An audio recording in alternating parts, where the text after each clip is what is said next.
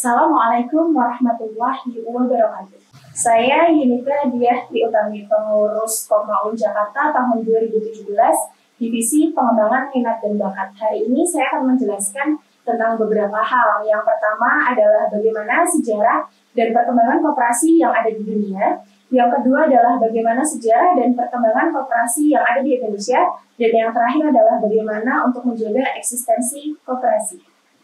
Koperasi pertama kali muncul pada saat revolusi industri, yaitu di kota Rochdale. Pertama kali koperasi muncul karena pada saat itu para pemegang produksi serakah, hingga akhirnya para buruh merasa tertindas, merasa dirinya selalu terkekang. Akhirnya mereka memutuskan untuk membuat koperasi untuk menyejahterakan diri mereka sendiri. Pada tahun 1810 di Inggris, Robert Owen membuat koperasi, yaitu koperasi dengan usaha pemintalan kapas di Mullaghmast, Skotlandia. Nah, pada saat itu Robert Owen membuat para pekerjanya sejahtera dan membuat jam kerjanya tidak terlalu panjang, sehingga Robert Owen dikenal sebagai Bapak Koperasi Dunia. Pada tahun 1828, William King membuat Depot Operator untuk mempromosikan gagasan dari Robert Owen. Selain membuat Depot Operator, William King juga membuat sebuah gerakan dengan mengumpulkan modal dari para buruh. Kemudian modal tersebut digunakan untuk menjual peralatan sehari-hari dengan harga murah. Keuntungannya pun bukan untuk si pembuat koperasi, si William King, tapi keuntungannya digunakan untuk memperbaiki tempat kesehatan dan juga membuat tempat tinggal untuk para buruh. Selanjutnya adalah perkembangan koperasi yang ada di dunia, yang ada di berbagai negara. Yang pertama ada Perancis. Di Perancis itu ada koperasi industri. Kemudian di Jerman ada koperasi simpan pinjam. Yang luar biasa adalah di Denmark. Di Denmark itu 30% dari jumlah penduduk merupakan anggota dari koperasi dan membentuk koperasi pertanian. Nah, yang terakhir itu ada di Jepang. Di Jepang pada tahun 1900-an dibentuk koperasi kerajinan. Selanjutnya adalah sejarah dan perkembangan koperasi yang ada di Indonesia. Pertumbuhan koperasi di Indonesia pertama kali dipelopori oleh Raden Arya Wiriatmadja, seorang patih dari Purwokerto.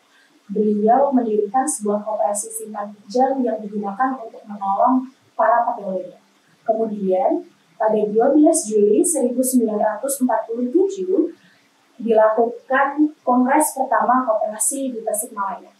Apa yang dihasilkan dari Kongres Koperasi pertama di Tasikmalaya? Ada 3 hal yang dihasilkan. Yang pertama itu adalah terbentuknya SOKRI, yaitu Sentral Organisasi Koperasi Rakyat Indonesia. Yang kedua itu adalah menjadikan tanggal 12 Juli sebagai Hari Koperasi.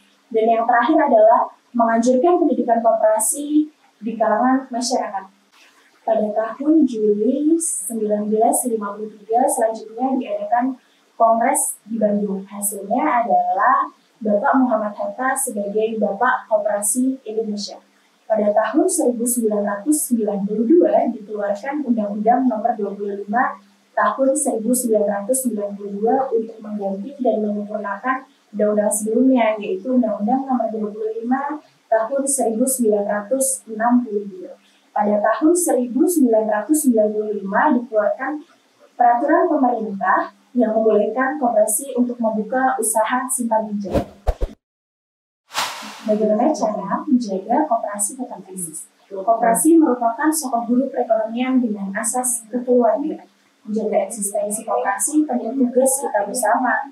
Upaya yang dapat kita lakukan untuk menjaga eksistensi koperasi adalah yang pertama, rekonstruksi hambatan internal. Yang kedua adalah menumbuhkan mentalitas usaha bagi para pengurus dan juga anggotanya. Dan yang terakhir adalah melakukan inovasi usaha. Sekian materi hari ini. Hari ini kita udah belajar banyak, mulai dari sejarah dan perkembangan koperasi yang ada di dunia, kemudian perkembangan koperasi yang ada di dunia, sejarah dan perkembangan koperasi yang ada di Indonesia, hingga cara untuk menjaga eksistensi koperasi. Sekian dari saya, Yunita Diah Triutami, kurang lebihnya saya mohon maaf. Wassalamualaikum warahmatullahi wabarakatuh.